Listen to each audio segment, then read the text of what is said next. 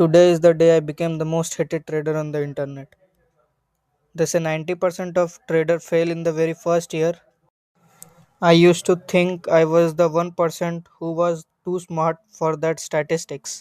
पर मैं यहाँ गलत था. So welcome back guys to our channel S Wallet.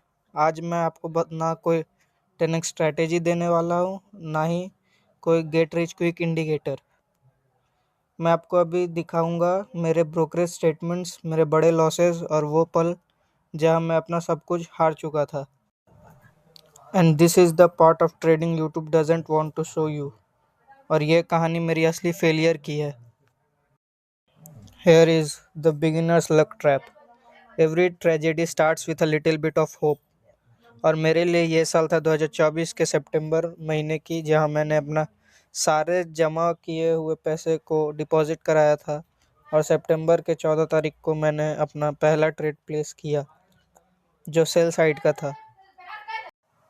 और सच बताऊँ तो मेरे मन में ये आ रहा था कि मैं इस दुनिया का सबसे जीनियस आदमी हूँ. मैंने पहले ही वीक में $300 कमाए थे और मैं उस जाल में फंस गया जिसे बिगिनर्स लक कहते हैं. I used to think market is very easy when I will say to my dad to leave his business which car I am going to buy next year. And at that time मुझे ये नहीं पता था कि market मुझे सिर्फ लालच दे रहा है ताकि मैं अपनी सारी सेविंग्स लगा दूँ. The first big hit. फिर आया वो दिन जिसने मेरी आंखें खोली.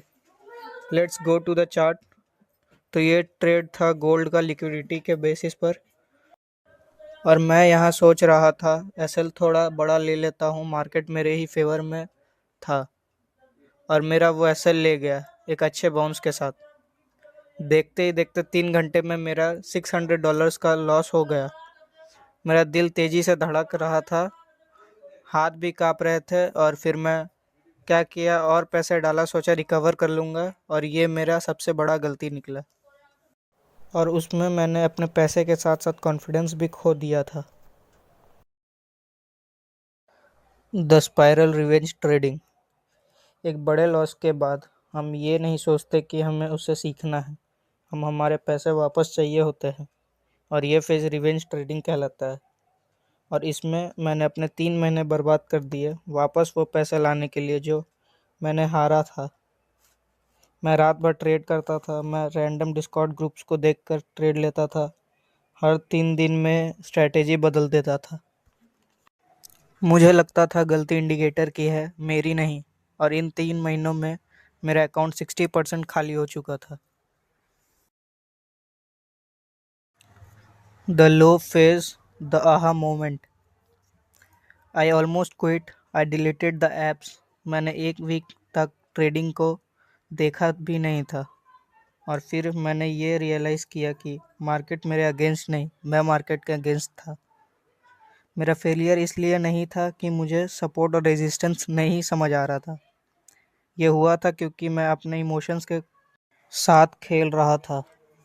मैं ट्रेडिंग को एक बिजनेस के रूप में नहीं बल्कि एक गेम की तरह ले रहा था. फिर मैं बैठा, अपने हर एक वो ट्रेड को जर्नल किया और सिर्फ जीते हुए नहीं बल्कि हारे हुए साथ ही साथ गलतियों पर भी गौर किया. मेरी पहली गलती थी, मैंने बोरियत की वजह से ट्रेड लेता था. मैं रिस्क मैनेज नहीं करता था. मैं प्रॉफिट वाले ट्रेड को जल्दी एग्जिट करता और लॉसेस को होल्ड कर लेता था. What recovery actually looks like. तो आज मैं कहाँ हूँ, where I am now. I am not a millionaire, I am a student. I have stopped trying to make it and started trying to survive in the market. पहले मैं जहाँ भी 20 screens देखता था, आज मैं सिर्फ एक लैपटॉप पे ट्रेड करता हूँ. मैं बहुत सारे इंडिकेटर्स इस्तेमाल करता था पर मैं अभी सिर्फ प्राइस एक्शन पे रहता हूँ. और यहाँ तक मैंने आज जहाँ हूँ, मैं ये सीखा हूँ कि बिजनेस में लॉसेस होते हैं. अगर आप भी आपके लॉसेस से गुजर रहे हो तो सुनिए, आप कोई ख़राब ट्रेडर नहीं हो, आप सिर्फ भटक रहे हो. और don't quit until you have tried being discipline first. And I am sharing this because I am tired of the fake side of this industry. If this helped you feel less alone in your losses? Drop a comment below. Let's talk about the trades that humbled us. Thanks for watching. I will see you in the next one, hopefully with a little more green on the screen. But if not, we will learn from the red together. See you guys.